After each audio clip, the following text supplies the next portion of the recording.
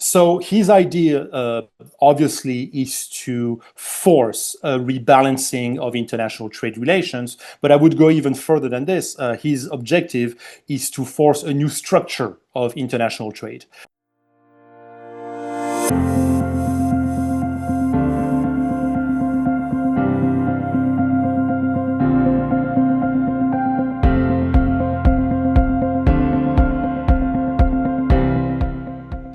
Hello and welcome to The Focus. I'm Dr. John Bruni. On today's episode, we dive into one of the most contentious economic tools of the Trump era: tariffs. From steel and aluminium to Chinese electronics and European goods, Donald Trump's trade war has reshaped global markets, fractured long-standing alliances, and redefined America's role in the global economy. But what have these tariffs really achieved? To help unpack Trump's tariffs, I'm joined by returning guest Nicolas Michelon. Nicolas Michelon is the founder and chief editor of Asia Power Watch, a publication focused on the intersection of economic power, strategic competition, and geopolitical dynamics across the Indo-Pacific. Based in France, Nicolas is a political economist and corporate strategist with over 20 years of experience in Asia-focused advisory roles. He is also the managing partner at Allegan Partners, a consultancy specializing in corporate geoeconomics, market access, and strategic intelligence. Let's dive in. Nicolas, welcome back to The Focus. Thank you, John, for having me again. Nicolas, President Trump's Liberation Day tariffs have been credited with triggering a sharp downturn in global growth projections, with the World Bank cutting global GDP to just 2.3% for 2025. From your vantage point as an economist, how do you interpret these global economic impacts? Do these tariffs reflect a viable long-term trade strategy or a destabilizing shock to an already fragile system? Well, I think it's a bit of both, John. I think it's a multi-layered strategy on the part of President Trump and the 2.0 version of him. First of all, we have to remember that he did start something similar, albeit not to the same extent, in his first administration before COVID. If we remember, one of the first executive orders that he signs, that is trade related, is increasing tariffs on aluminum and steel coming from his own allies, the European Union, Canada, and Mexico. And then Australia. And Australia too. Yeah. Australia too, absolutely. And then, of course, he starts the beginning of this trade war with China.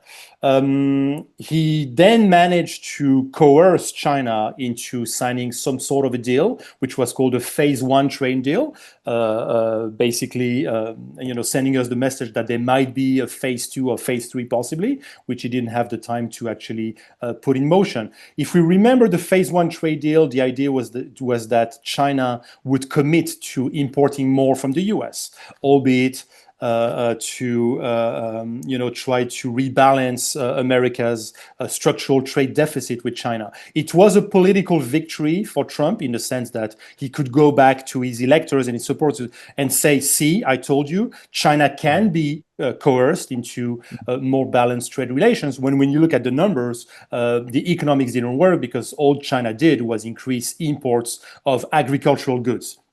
And you're going to have to eat a lot of soybeans and a lot of pork chops to make up for the added value of semiconductors and electronics that that China was exporting to the US. So it was a political victory, but an economic defeat. This time around, he's basically using the same playbook, but just cranking it up a few notches.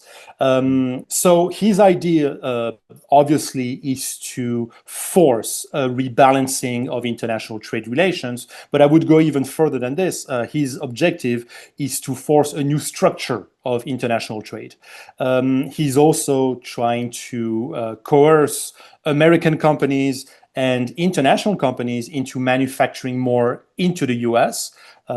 Hence the increase in tariffs. The idea is that if your alternative is to pay 50% or plus tariffs to export to the US, you might as well actually produce in the US. I do think that in many sectors there's going to be a glass ceiling anyway, because I mean we've all seen the memes of Americans trying to produce textile in the US, those very ugly memes. Yes. But I think it's very true. I mean, when you've abandoned entire sectors of your industry for almost half a century. I mean, how sure are you that you can actually restart it from scratch? Do you still have the engineers to do that? Besides, those industries now in many sectors, like automobile, for example, where he's also trying to coerce automakers into producing more in the US, many of the automakers are getting closer and closer every day to what we call dark factories, which is basically factories operating with absolutely zero human interaction, only robots. So if those companies do that, that's not going to recreate any industrial employment whatsoever in the US. So I do think that I do understand the narrative that is pushing. He has electors to please. He has to show them that, see, I'm delivering on that promise. I do believe that there are a lot of glass ceilings. And then we have many other objectives, which are totally outside of the strict realm of international trade. I do believe that with these announcements of those absolutely outrageous, supposedly reciprocal tariffs which have absolutely nothing reciprocal to them. If you look at the formula, I mean, the formula makes absolutely no economic sense. His objective, the way that the numbers that he's shown and the way he's been communicating, putting the tariffs, then suspending the tariffs, then the tariffs are back, then suspending again. So creating this uncertainty, his objective is to weaken the US dollar, to recreate some export competitiveness for whatever is left of US manufacturing. The problem is China is also playing that game, and the Chinese central bank is much more powerful and much better at playing that game. From the time he announced the reciprocal tariffs until now, the Chinese yuan has collapsed more than the US dollar. So he's also losing that race. And then you have the cherry on cake, but that's a very ideological angle here, is that we have to remember that he's surrounded with, this so-called PayPal mafia, advisors who are very ultra-liberal in their philosophical mindset, who have a distaste for fiat currency controlled by a central bank, in that case, the Federal Reserve. So it's also one way for him, by creating this uncertainty, to prop up the interest again for cryptocurrencies, which he is directly involved in himself and many of his the people around him. So I think it's a multi-layered approach. He's probably being way too aggressive about this. I think his mistake is that he's probably targeting too many bilateral trade relations at once. So we are already seeing the limits of his strategy.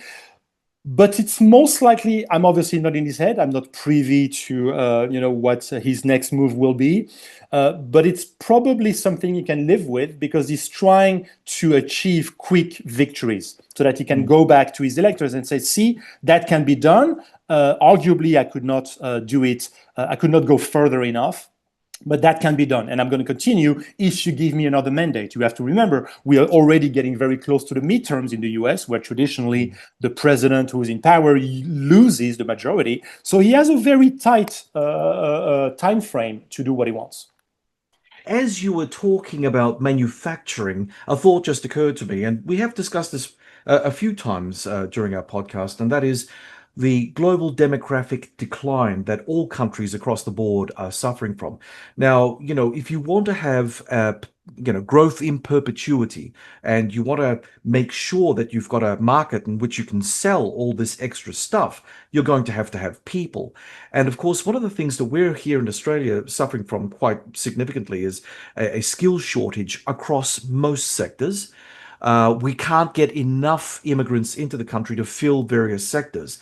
One of the things that we're really worried about at this point in time, for a whole bunch of reasons, AUKUS. The idea of building a nuclear-powered submarine. It's Australia's version of a moonshot program, and it's very ambitious. And look, I have no problem with us being ambitious, but, we have not enough skilled people to put into the program to build the submarines out of Adelaide. This is going to be a continual problem for us moving forward, but the United States itself can't even afford to produce submarines for the US Navy because they have a skills shortage. The British themselves have a skills shortage for the similar reasons. So we're really facing a bit of a crunch economically for reasons beyond Trump. But then when you superimpose those demographic reasons onto Trumpian tariffs and trade wars and stuff, where do you think we're heading? I totally agree with you that it's very important, in spite of the fact that we are in the age of AI, of quantum computing, etc. It's very important to remember that numbers still matter. And that's exactly what you're talking about here. The skill force shortages, but it's also the skill shortages. If you look at the numbers of engineers, of AI engineers that China puts out every year, and if you look at the similar number that comes out of the US, I mean, there's no contest. And in the US, mind you, many of them are not even American nationals. They are actually foreign students who come to the US to study this, with the very high possibility, the very high likelihood that they will go back home after they graduate, considering the lack of employment opportunities and considering the general atmosphere in the US when it comes to accepting immigrants. So I think it's you're totally nailing this this very important factor, the numbers. I would actually go further than this. It's not just about the numbers of people, but it's also the capacity to produce, to manufacture in large numbers. And again, with the deindustrialization that we've seen in Western countries for almost half a century, to the benefit, to the almost exclusive benefit of China, the big question mark is how much are we able to recreate at home to produce the numbers? When you were discussing AUKUS, so when we look strictly about defense, I will draw a parallel with where I'm from, Europe. You may have heard that the European Union has announced an 800 billion euro package to rearm Europe. My question is, first of all, I didn't know we had 800 billion euros, so that's good news. I was not aware of that. Second of all,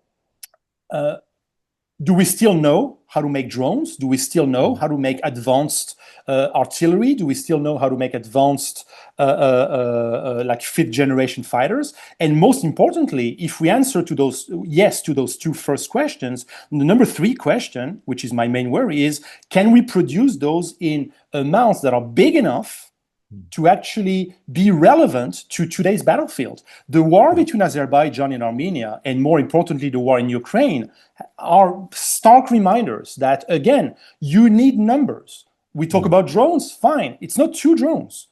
It's 150, it's 200, because maybe 20% will hit the target. So you have to produce in massive amounts. Up until recently, I'm not sure what the numbers are as we speak, but up until recently, Russia was still producing more armored vehicles than they were losing on the battlefield. So are we able to do this? Are we able to produce enough ammunition to go for a high-intensity war? I mean, if we are in Europe, as our leaders seem to believe, at a risk of a confrontation with Russia, it's out of the question that we can beat Russia in 5 days. But 5 days is more or less the amount of stocks of ammunition that European NATO armies have. So it's about numbers. So can we reindustrialize in quantities that are large enough? Some of it will necessitate a human workforce. A lot of it will be robotized. Do we have the robots to do that? Do we have enough? So I think you're spot on with the numbers. And then the demographics. One of the things that we can fall back on, I think it's true for Australia, it's true for the European Union, is that we are sizable consumption markets. I think from a European standpoint, unfortunately, this is all we are. Pretty much one big consumption market. We are not a military force anymore. Our armies are unfortunately sample armies. We have very good stuff, but in very tiny quantities. We are not a diplomatic force, obviously. I mean, the Iranians are not wondering what Europe is thinking at the moment. Israel is not caring much about what Europe is thinking. So we are left with being a massive consumption market.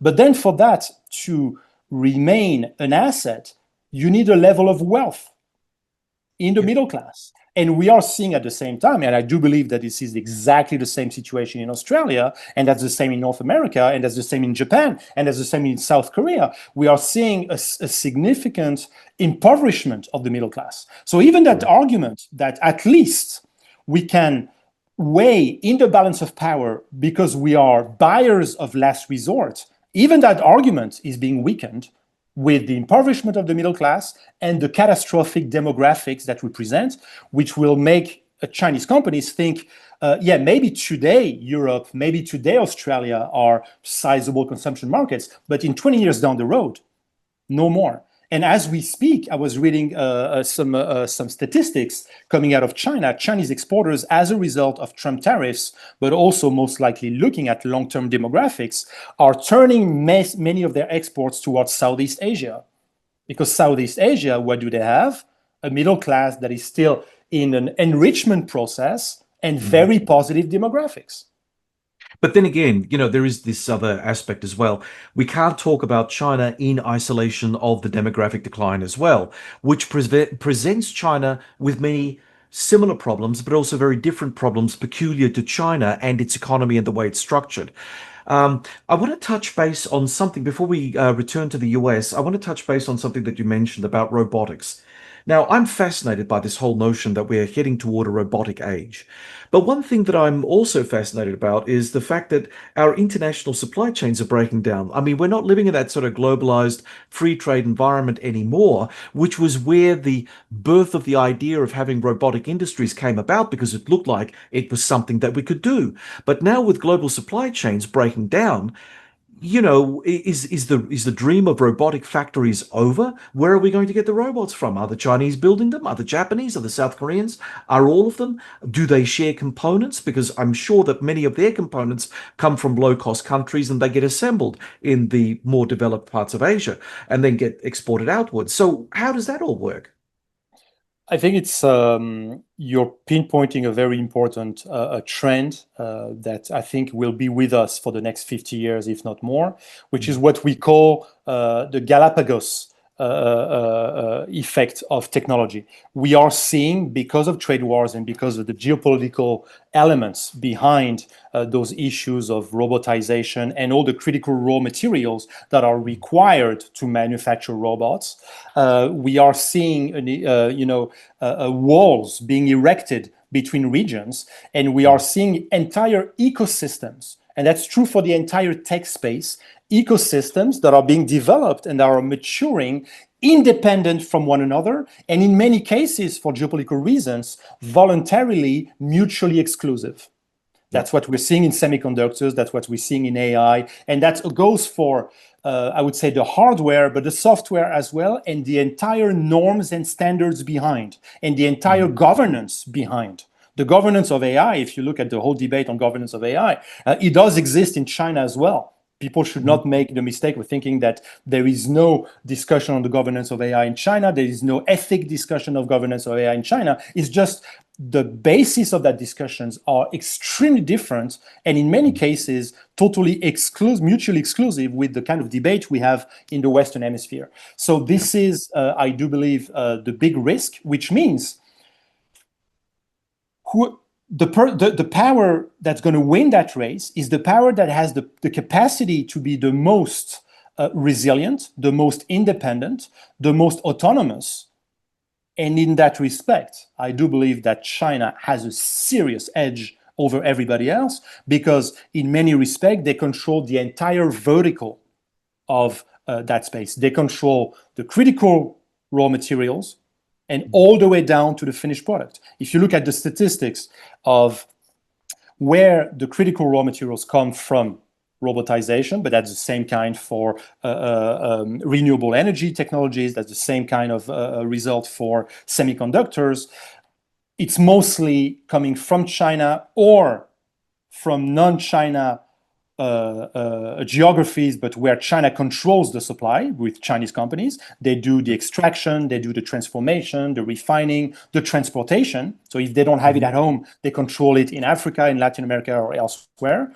Then you have the intermediary components where you start adding value. In many cases, it's also mostly coming from China. And then you have the finished product. And in many cases, the clear leaders worldwide are Chinese. I mean, for electrical, it is pretty clear. For wind power, it's pretty clear. For 3D printing, it's pretty clear. For robotization, it's becoming pretty clear as well.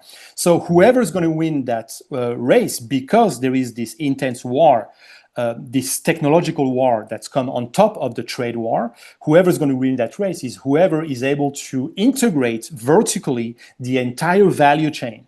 And in that respect, In the Western Hemisphere, we have a lot of weak points. Again, if we look at Europe, I mean, we don't have access to those critical raw materials. I was looking at a chart. The Rafale. Let me take the example of the Rafale, the French fighter, 4.5 generation, possibly 5th generation with an improvement. The Rafale was made ITAR free. So in order for France to export the Rafale, we don't have to ask for permission from Washington because there's not one single US-made component in the Rafale. The problem is that as much as the Rafale is ITAR free, the Rafale is not China free, because most of the critical raw materials needed to manufacture the Rafale are sourced from China or from Chinese companies elsewhere. So the fact that China is able to weaponize the supply of critical raw materials, which they have done many times over, is actually one of the biggest weapons. And that's no surprise that the latest negotiation between the US and China in London were about precisely this. Sell us critical raw materials. Do not weaponize this. Wow. Okay. Well, let's return to the US because I'm starting to get really depressed here very quickly.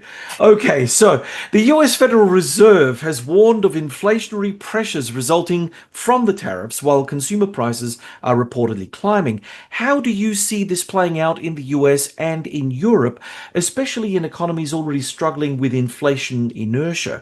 Could this spark a new round of stagflation in developed markets? Absolutely. The answer is yes, yes, and yes. We are headed for a form of stagflation. I'm afraid that it's going to be a pretty severe form. I do believe that it serves the purpose of attempting to reindustrialize. I mean, let's be clear about this. The average American, the average European is not ready to go back to the factory. Okay. No, yeah. They've been very comfortable.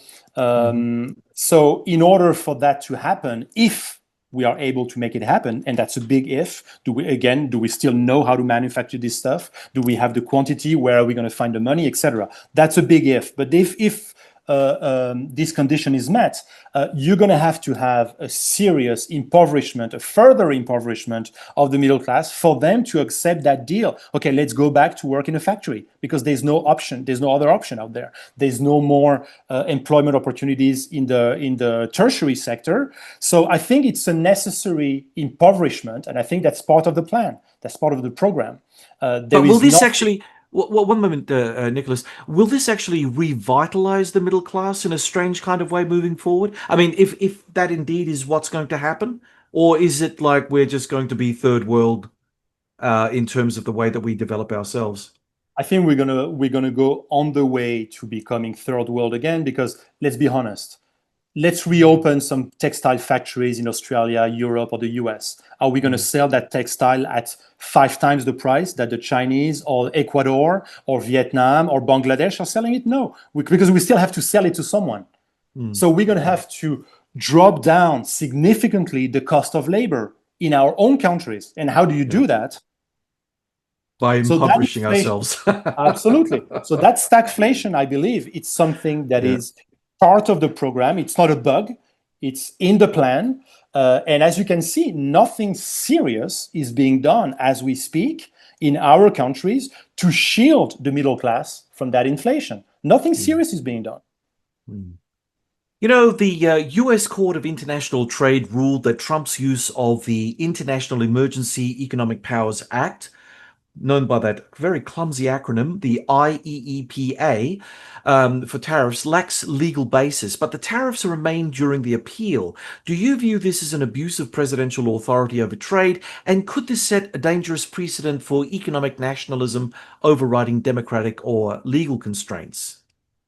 Not being a legal expert, I will be prudent in my answer to the first part of your question. It's possible that there is a case to argue that there is a high degree of illegality in what Trump is doing, but I would say that it doesn't really matter.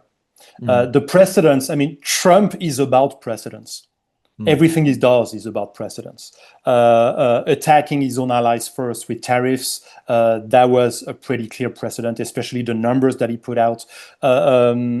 What he's working on with the Canal of Panama, that's a precedent. And he uses military precedents to actually threaten us of something actually worse, which I don't believe is a realistic scenario, but that's what he always does. He promises you hell so that he doesn't have to actually deliver on it. The way he's been speaking to the Kingdom of Denmark about Greenland, that's another precedent. The way he's been considering Canada, that's another precedent in the way that is, I'm aware that those debates did not appear this year. They were around before, but he's really pushing those debates much further than they've ever been before. So he's putting a lot of precedents in front of us, because that's his way. I mean, if you read his book, again, The Art of the Deal, that's exactly how he explains that he achieves deals, that he arms wrestles you, and that he forces you, that he coerces you into making deals by setting many of those precedents and by being willing to at least show that he's willing to go extremely far in radical decisions, radical moves to try to scare you off and force you to the negotiating table. So I would say whether there is legality in what he's doing is not very important at this point. Everybody, starting with their historical allies of the US, have understood by now that the least reliant trade partner there is on this planet is the United States of America. Even the historical allies have to recognize that. I mean, come on, to make Ursula von der Leyen, Bruno Macron change their mind about this, I mean, you got to go very radical, because those people are pro-globalization as they get. So even they have to recognize that, okay, the game has changed. The speech by J.D. Vance at the Munich Security Conference was the act of divorce between the US and the European Union, I believe. So we have to come to that realization now. The question is, especially for us, Australians, Europeans, Japanese, do we have it in us to take our own future into our own hands? Do we have it in us to modify our entire strategic view of the world? Are we able to change our mindset and change our software? And I'm afraid that from what I see so far, it's going to be very difficult for us to do so. We still have in Europe a lot of opposition to mellowing down our stance when it comes to China. Not because China should be considered as a friend. I'm not saying China should be considered as a friend, but we are still very much in this copy-paste confrontation with China that we got from the US. And we need to change that. Our geography is not the same. I think it's about time that our countries realize that geography matters. What the US can afford to do comes a lot from their geography. They're protected by two big oceans. We are not. Australia is not. Australia is on the front row. So we have to take that into account. We don't choose who our neighbors are. And from what I see, they have no intention of moving. Oh, okay, you've said a lot. Now let me see if I can sort of... there was something about what we were discussing earlier about the destruction of the middle classes in the West. Does that come with devaluing our respective currencies as well? Because arguably, our currencies are still pegged too high for us to be competitive with low-cost countries. So that would require us to then, I don't know, just have no value in the currency at all, really. If we're picking ourselves against, say, Southeast Asian countries, African countries, countries that still have younger workforces, are much more dynamic workplaces, where we once all were, but they are now and we are not. How bad can it possibly get? I think we are stuck between a rock and a hard place when it comes to the value of the currency and how much we can use it to regain some form of competitiveness, the way that China is doing now, the way that Japan has done in the 1980s, etc. We are stuck between this sad fact that we've deindustrialized massively. So we don't have much of a manufacturing base anymore. And we have leaders in Europe, the European Central Bank, that is stuck in an ideology, because it is what this is. It's an ideology now. It's not even fiscal policy. It's fiscal ideology. It's almost like a religion that prevents them from acting on the value of the euro to actually regain this competitiveness. So we're stuck between this and the fact that we use the strength of our currencies, albeit, I think, to a large extent, fictitious strength. I'm usually one who says that the euro is not a strong currency, it's an expensive currency. It's not a reflection of the inner strength of European economies, but it's an expensive currency. And we need that so-called strength of the currency because it's one tool of influence for us. It's the same for the US. It's their largest leverage for influence, which is why we have this powerful trend within BRICS to actually de-dollarize as quickly as possible the world economy. Because if you actually make US power through the US dollar fall, then you actually have the entire building of US influence that starts to crumble.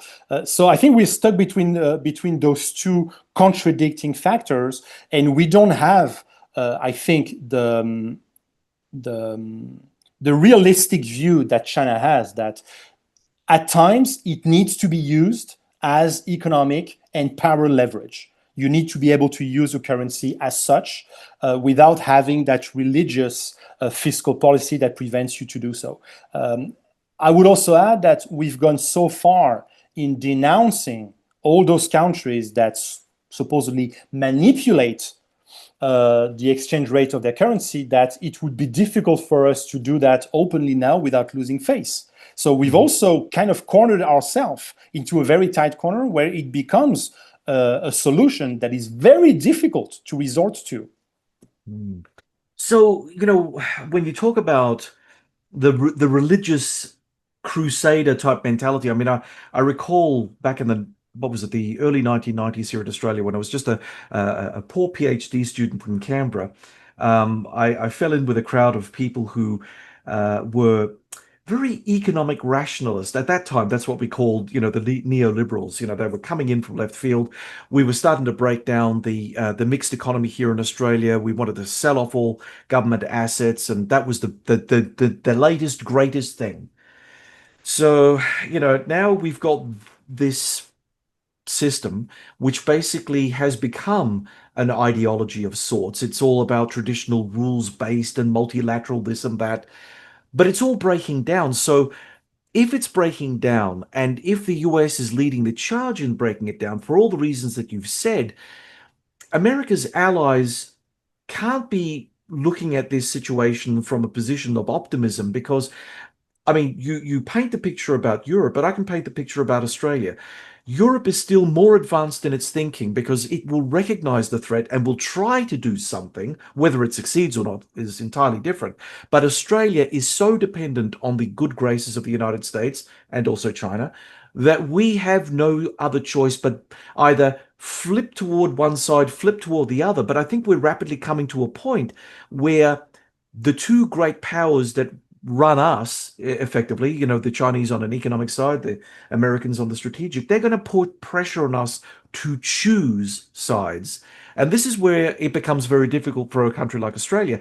And we've got this government, and I tell you, Nicholas, unless we end up in a warlike situation or some horrible calamity, is upon us, they will not wake up to themselves. They will deny that the world has changed. They still believe in the traditional rules-based order. They still believe in multilateralism. They think that there's a path back to the good old days without actually breaking it all down. And I think that there is where, I suppose people who come from a political left situation are a little bit more delusional in that sense, because I think that there you can see that they are following their ideology into the grave rather than sit back and say, hang on a tick, we need to rethink this. If we rethink it, we'll survive. If we don't rethink it, we're going to go the way of the dodo.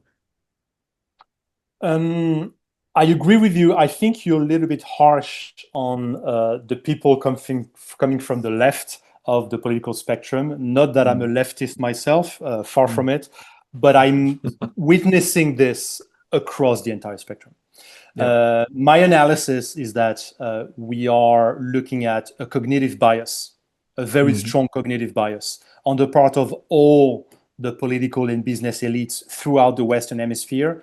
They don't have a solution.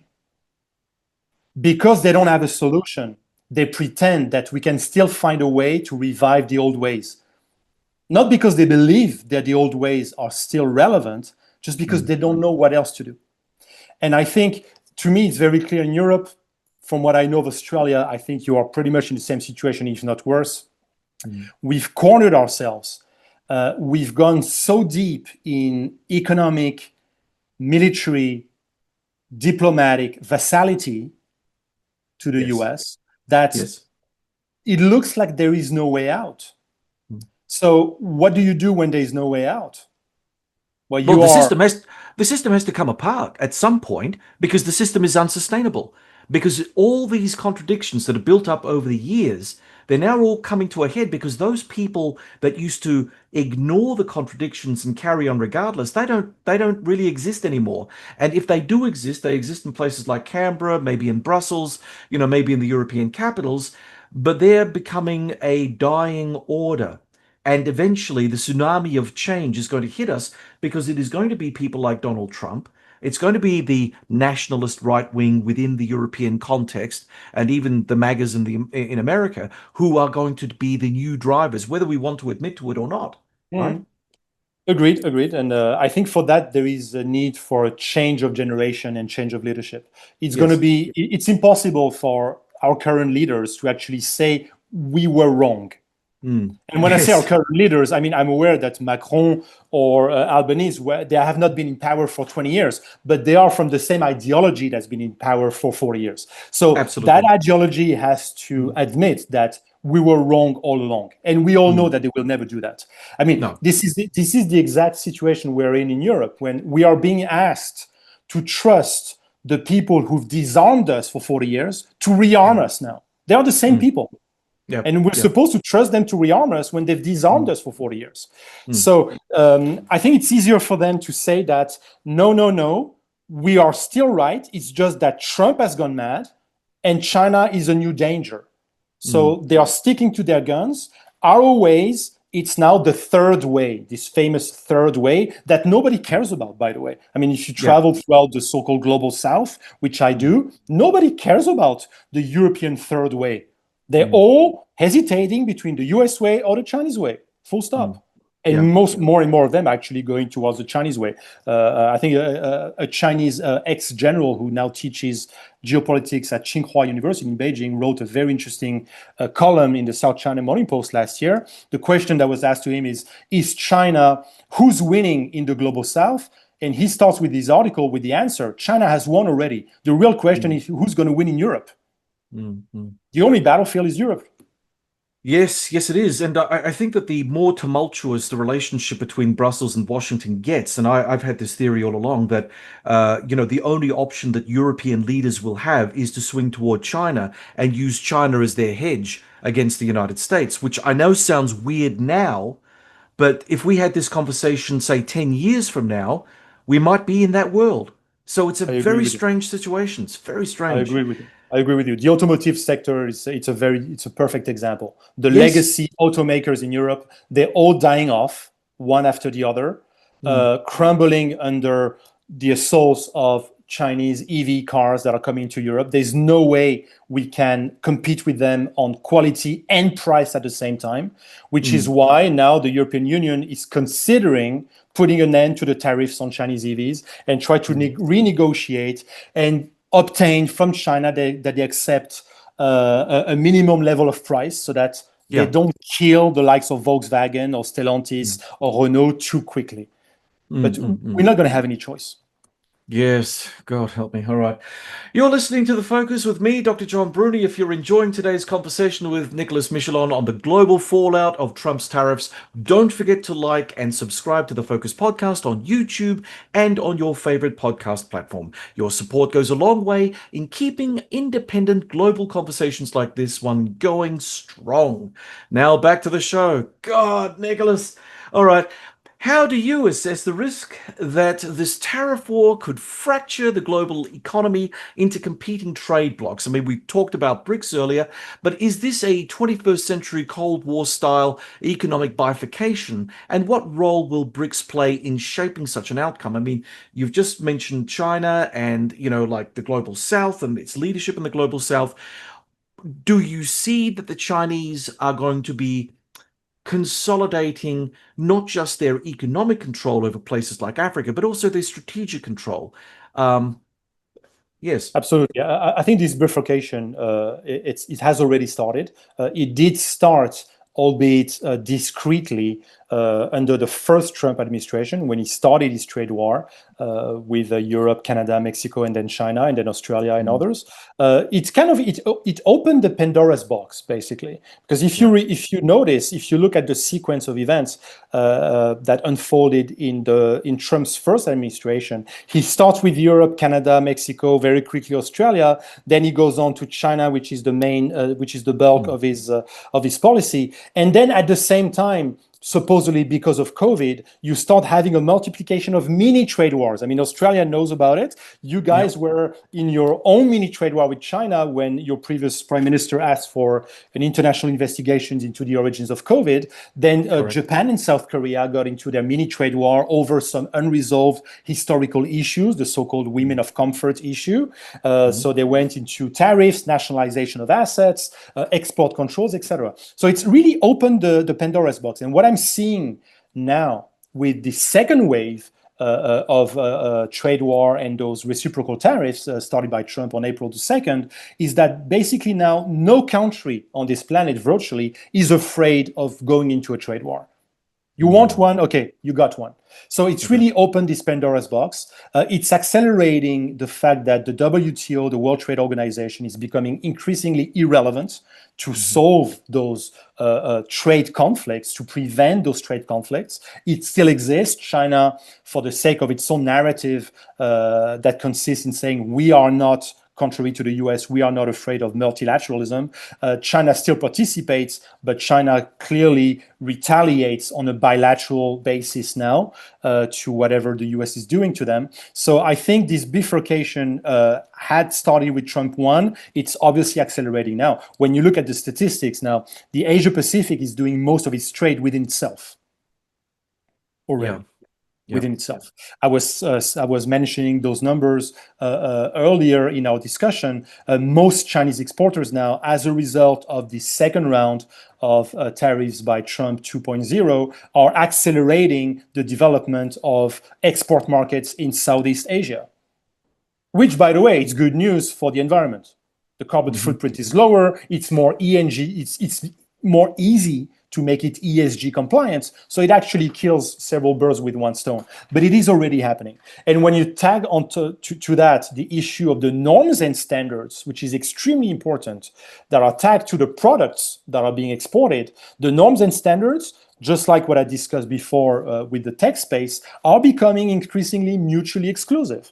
So that's reinforcing this trend of multi-polarized world with economic blocks that are reappearing. And then to the last part of your question, specifically about BRICS, that's a fantastic opportunity for BRICS to present an alternative. BRICS is not a third way, let's be clear. Huh? In BRICS, you have R, which is Russia, and C, which is China. So it's not a third way. It's controlled by one of the sides of the political divide. But that's definitely a fantastic opportunity for BRICS to expand and to speed up what their master plan is, which is the de-dollarization of the world economy. When I mean de-dollarization, I don't mean the creation of a BRICS currency. I don't believe that a BRICS currency is feasible, at least not in the near future, in the foreseeable future. It's too complex, economically speaking. The banking systems of the countries that participate in BRICS are nowhere near ready for that. But my argument is that for every % of international trade that is not done in US dollar anymore, that's a small victory by that side of the political divide against US influence. Every 1% of trade that is not labeled in US dollar, it's a small victory. every single step is a small victory, because it reminds countries that want to participate there is a way out of unipolarity. There is a way out of the almost Pavlovian reflex of sanctions embargoes. Mhm. And one of the main leverage of sanctions embargoes is the US dollar. So there is a way out for this. And more countries are participating. I mean, you saw the phase of expansion at the beginning of 2024. Even the UAE joined. Mohammed bin Zayed, the president of the UAE, which is a very clear US ally, was present at the BRICS meeting in Kazan last summer. And they are now active, and they are now starting export contracts of oil to India paid in Indian rupees. So in actual fact, I mean, we're looking at the death of the US dollar by 1,000 cuts rather than a wholesale replacement anytime soon. Is that what I'm getting? Absolutely. A very slow death. I would not disagree if we didn't even use the word death, because it probably will not die in terms of an international currency for trade, but just taking an entire chunk of that cake away from the US dollar. And that will be enough. Because again, the objective here is to offer not a replacement, an alternative. The message of the BRICS is, in more and more cases now, you're going to have the choice. So, okay, let's look at sectoral disruptions. The tech, agriculture, and consumer retail sectors have been among the hardest hit by rising costs and retaliatory tariffs. Which industries do you believe are most at risk in Europe and Asia? And are there any that might actually benefit from Trump's protectionism, I should say? It's getting very difficult now to identify a single sector that will not be hit directly or indirectly. I was actually contributing comments to a UAE-based media recently, and they were asking this very question. For the UAE, which arguably is more shielded than Europe or other countries in terms of US tariffs, and even there, indirectly, because they source many of their inputs. For example, the construction sector is starting to feel the pain because they're sourcing many of the materials from outside of the UAE. And on paper, you could argue that the construction sector in the UAE should be pretty much preserved. The UAE is under only 10% tariff, which is the lowest, the minimum. And it is by definition a sector that is not exposed to international trade, but they still are indirectly. So obviously there are some sectors that are hardest hit. I'm very worried, as I said before, about the European automobile industry, because there are some components that do come from North America. They do sell in North America, especially German brands, not so much French brands, but German brands. The likes of Stellantis, which is listeners have to remember that Stellantis is the combination of Peugeot Citroën of France and Fiat Chrysler of Italy / the US. So they still have a lot of brands that sell pretty well in North America. So those are getting the prospects for those companies are getting worrisome. By the way, the CEO of Stellantis, the new CEO of Stellantis, is going to be based in the US now. It's a European company. It's a European company. The CEO will be based in the US. That's the message. The shipping industry is under a lot of stress for obvious reasons. Freight numbers are going down. The cost of freight is going through the roof. And that's not just US Trump tariffs. That's also the entire geopolitics. When the Houthis were firing missiles and drones in the Strait of Bab el-Mandeb in the Red Sea, that propped up freight rates a lot, insurance rates that increased massively, transit times, because for certain periods you could not sail through the Suez Canal. You had to sail all around Africa. So shipping lines are getting hit. Ship makers are under a lot of pressure. French ship maker CMA CGM, which is the third largest container line in the world, they were coerced by the US to make more container ships in the US. Some of you may remember that Trump actually paraded the French CEO of CMA CGM in the Oval Office with a map showing the Gulf of America behind, and making him say that CMA CGM now commits to manufacturing many more container ships in the US, most likely in Texas and Louisiana, possibly.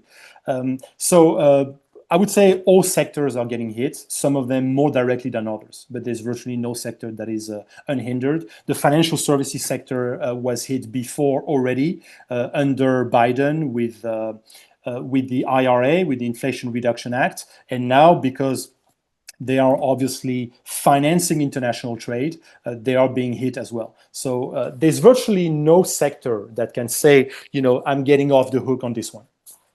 You mentioned something that I think is really interesting, and it has a strategic impact, a military strategic impact on us, and that is after World War II, there was this spoken, non-spoken agreement that the US Navy would act as a guarantor for the free movement of shipping.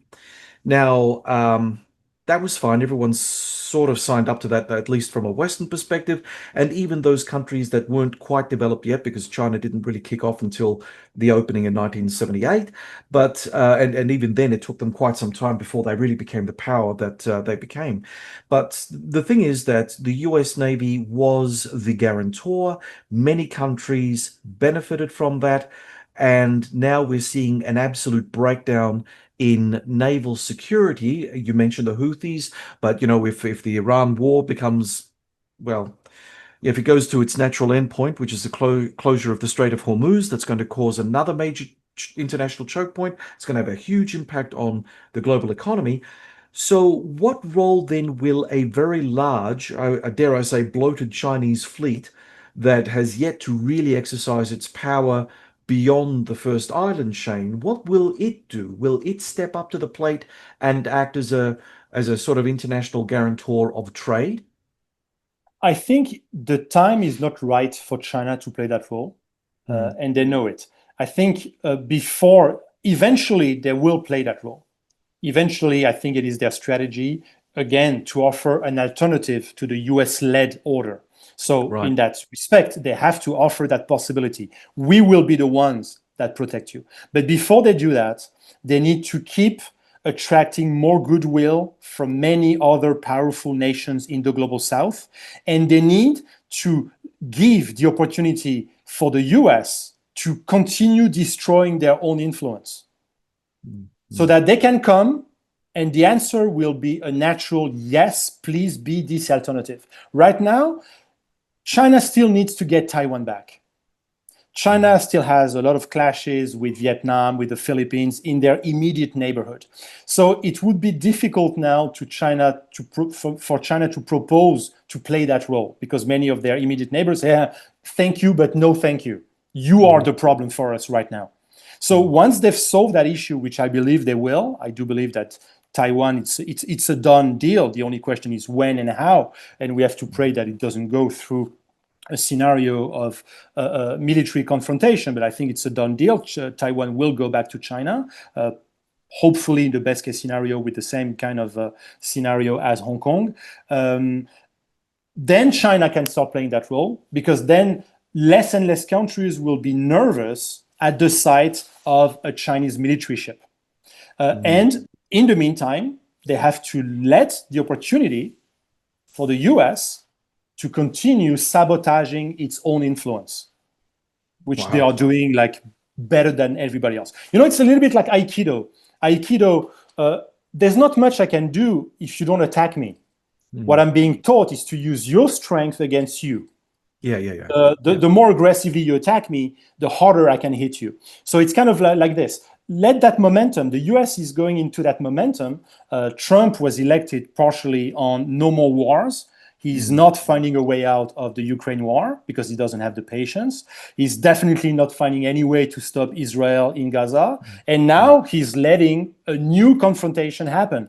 So if I'm China and India and Pakistan, by the way. So if I'm China, I continue to let that happen. I do nothing to prevent the US from losing that influence by showing their lack of leadership. And during that time, I keep building up my influence until a point.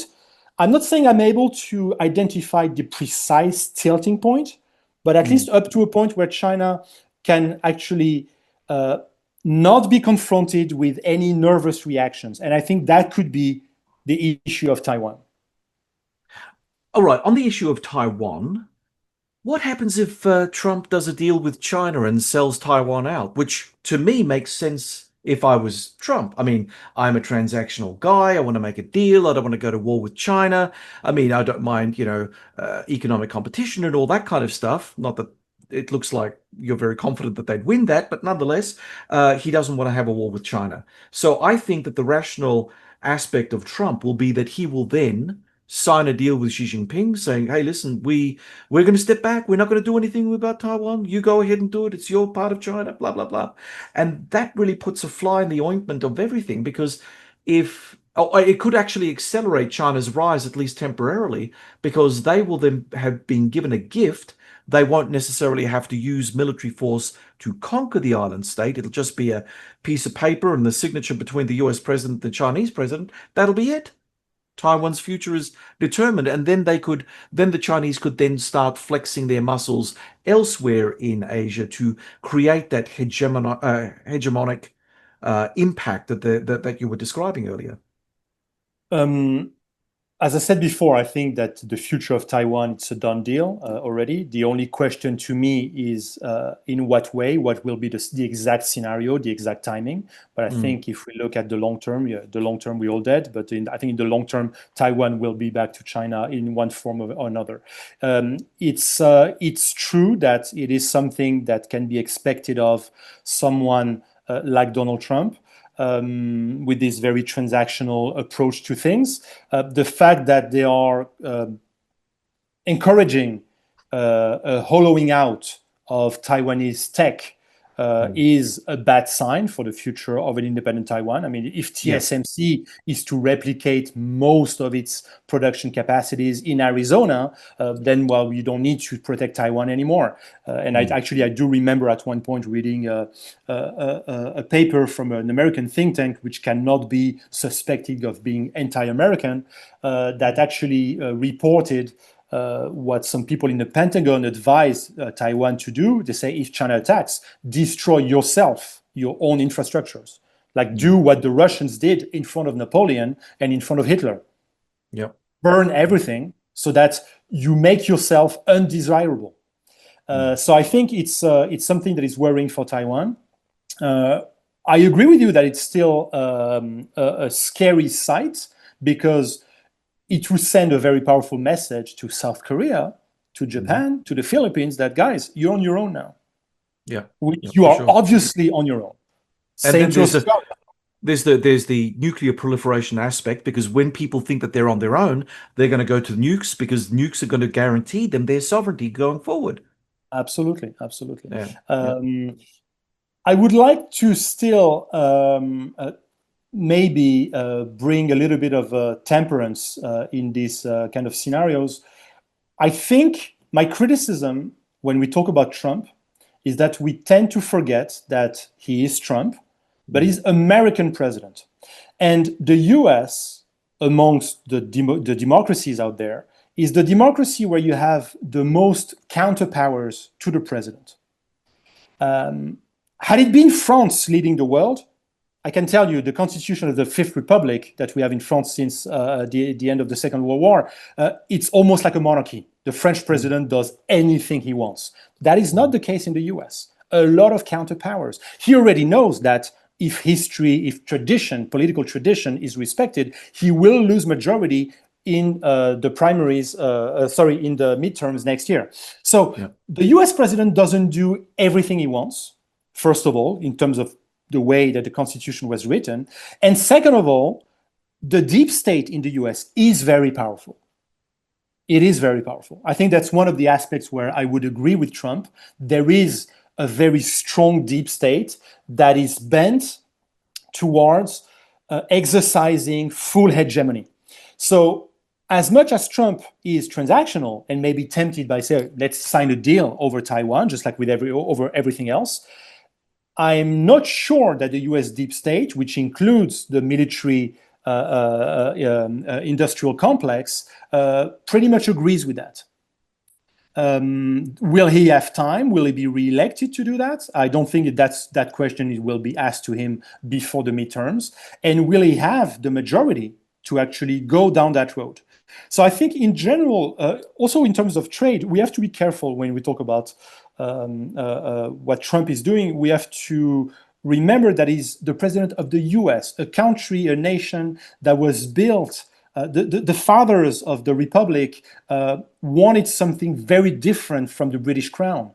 Remember what they reproached to the British Crown, that they were too a centralized power and that they were crushed by that centralized power. So they created their own constitution so that this doesn't happen again. And there are a lot of counterpowers, which is not the case in many European democracies. So, Oh, that's true. Well, I was just thinking, if what you're saying is correct, and Trump senses that he's only got limited time to be president, and say it all ends at the midterms, because then the balance of power swings against him quite significantly, I would say. Is there a danger that Trump is just forcing stuff out in such haste that a lot of the stuff that he's putting out there isn't just bad policy, it's just badly thought out policy? He's doing it because he knows he's got a legacy to maintain when he leaves office. He knows he's got a limited amount of time while he still has power before power shifts in Washington toward the Democrats again. And so he's pushing and pushing and pushing. But as we all know, once you start rushing and you're not thinking strategically about where you're placing your country, you can make significant mistakes that are going to really come home and roost at some point. And it doesn't matter who ends up becoming president after Trump. The damage that Trump can do now until November of next year is quite significant. And it would take many administrations to try to just make a dent in the damage that a Trump administration could do. So yes, checks and balances, absolutely, but still time enough to do a lot of damage, irrespective. I agree. Time enough to do a lot of damage, time enough to profoundly change the rule book of how things are done. But again, remember Trump 1.0 followed by Biden. Biden did not undo what Trump started in terms of foreign policy. He continued it. True. He took Trump's trade war and turned it into a tech war. The IRA is one massive body of legislation that is aimed at killing European competition, hitting their own allies first again. So I think we have to be careful not to be blinded by the surface opposition. Granted, Trump and Biden will not go on vacation together. Granted, they totally disagree on domestic policies, the right to bear arms, abortion, immigration. Yes, but when it comes to us, you and I, who are not American, citizens of the rest of the world, what we are concerned about when it comes to the US is foreign policy and international trade policy. And in that respect, I notice a lot of continuity between Democrats and Republicans. And in terms of foreign policy, remember, Trump picks up from Obama's pivot to the Pacific and turns it into the Indo-Pacific, trying to weaponize India, which is a big failure, to finish encircling China. But that was a continuity of what Obama did. So thank God, foreign policy doesn't change every 4 years. But there is continuity. And I think the world has learned this. And that's what I was saying in the beginning of our discussion. Right about now, everybody on this planet, starting with the most staunch allies of the US, the historical allies, everyone has realized that the US is the least reliable partner there is on this planet. Even Europeans, even Australians have started to realize this. And that's saying a lot. It is. Nicolas, thanks for joining us again and for sharing your insights on the focus. Thank you so much, John. Trump's tariffs weren't just about trade, they were about power. They challenged long-held assumptions about globalization, economic interdependence, and America's role in the world economy. Whether they evolve into something beneficial for average Americans, one thing's for certain, the age of geoeconomics is here to stay. From France, that was Nicolas Michelon, founder and CEO of Asia Power Watch and managing partner at Allegan Partners. Thank you for joining me, John Bruni, for today's episode with Nicolas Michelon. Check out the links in our show notes to learn more about Nicolas and connect with him on social media. Now on to questions for the audience.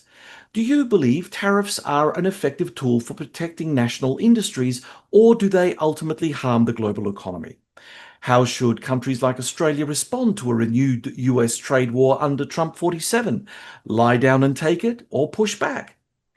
Are we witnessing the end of free trade as we knew it, or is this all just a recalibration of the global economic order? Let us know in the comments section below.